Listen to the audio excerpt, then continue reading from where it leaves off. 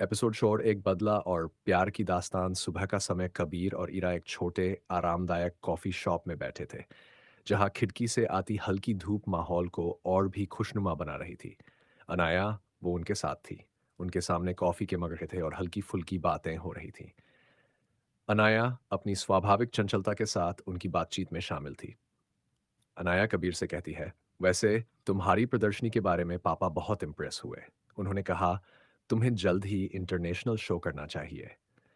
उसने अपनी कॉफी का घूंट लेते हुए कहा। इरा के कान खड़े हो गए। तुम्हारे पापा? उसने सवाल किया। उसकी आवाज में एक हल्की सी उत्सुकता थी जिसे अनाया शायद पकड़ नहीं पाई। अनाया मुस्कुराई। हाँ, मिस्टर ओबेरॉय। इरा के चेहरे पर पल भर के लिए एक कठोरता आई, जैसे उसे जोर का झटका लगा हो। अनाया ओबेरॉय की बेटी है। उसके दिमाग में तुरंत कबीर का चेहरा घूम गया। एक पल के लिए उसे लगा कि उसकी सारी योजना गड़बड़ा गई। वह मन ही मन बोली, इसका मतलब मैं ज्यादा सोच रही थी। कबीर ने अनाया की बात सुनकर हंसते हुए कहा, ओ हाँ, अनाया मेरी चचेरी बहन है। बचपन से यही मेरे साथ रही है, इसलिए मिस्टर ओबेरॉय को पापा ही कहती है। इरा के चेहरे पर राहत और आश्चर्य का मिश्रण था। उसके चेहरे पर फैली तनाव की रेखाएं थोड़ी ढीली पड़ी। एक पल में उसने अपनी प्रोफेशनल मुस्कान ओढ़ ली। ओह, तो शायद अनाया वो कड़ी है जिसकी मुझे तलाश थी। ये बात उसने धीमी आवाज में अपने मन में कही, जिसे कोई नहीं सुन पाया। कुछ देर के बाद कॉफी शॉप से निकलकर इरा, अनाया और कबीर अपने अपने रास्ते चले गए। इरा के मन में अब अनाया को लेकर एक नई रणनीति बन रही थी। दोपहर का समय इरा अपने अपार्टमेंट में अपने कमरे में बैठी थी। उसके दिमाग में अनाया की बातें और गौरव की अधूरी सीसीटीवी फुटेज घूम रही थी। उसने अपना लैपटॉप खोला और फिर से सीसीटीवी फोल्डर में गौरव नाइट 2 जून 2008 की फाइल खोलने की कोशिश की। स्क्रीन पर फुटेज चलने लगा। बारिश की बूंदों से धूधली सड़क पर ओबेरॉय हाउस के बाहर गौरव किसी से बहस कर रहा था। उसकी आवाज तेज थी, लेकिन वीडियो में साफ सुनाई नहीं दे रही थी। अचानक एक तेज रफ्तार कार उसके सामने आती है और जोरदार टक्कर होती है। कैमरा इस झटके से थोड़ा हिलता है और फुटेज में साफ नहीं दिखता कि ड्राइवर कौन है, लेकिन वीडियो अचानक कट हो जाता है। नहीं! इरा गुस्से से चीखी। यही सच था, और वो हिस्सा गायब है जिस पर से पूरा सच पता चलता। उसने फुटेज को बार बार देखा।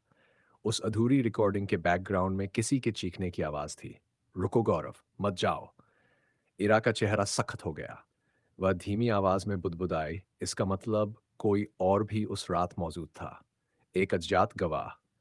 उस शाम ओबेरॉय हाउस में, ओबेरॉय हाउस एक शानदार आलीशान बंगला था जिसकी चहारदीवारी के पीछे कई राज दबे थे। बिजनेसमैन मिस्टर ओबेरॉय किसी पार्टी से लौट रहे थे। उनकी महंगी कार गैराज में रुकते ही उन्होंने फोन कान से लगाया। हाँ, सब ठीक चल रहा है, लेकिन उस सीसीटीवी फाइल का जिक्र दोबारा मत करना।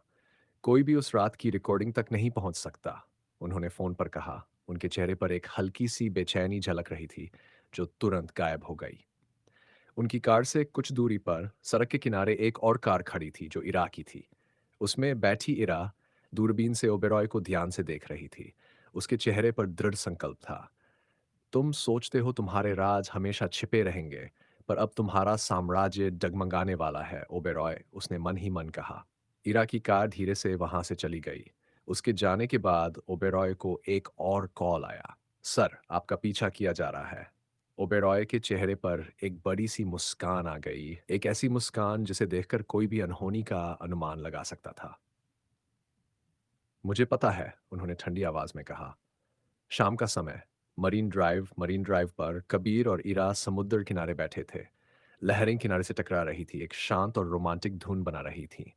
दोनों चुपचाप बैठे थे, उनके बीच चुप्पी थी, लेकिन एक गहरा जुड़ाव भी था। कबीर ने धीमे स्वर में कहा, पता है इरा, जब भी मैं अकेला महसूस करता था, मैं समुद्र से बातें करता जैसे ये मुझे समझता हो। ईरा ने हल्के दर्द के साथ उसकी ओर देखा। और अब? कबीर ने मुस्कुराते हुए ईरा की आंखों में देखा। अब तुम्हारी आंखों में वो समुंदर है।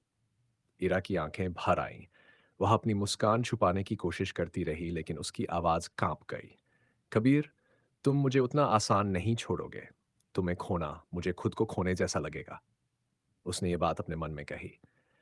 कबीर ने उसका हाथ थाम लिया। दोनों की नजरों में एक पल ठहरा, एक ऐसा पल जहां प्यार की गहराई थी और अनकहे राज भी। एपिसोड बॉर्ड समाप्त।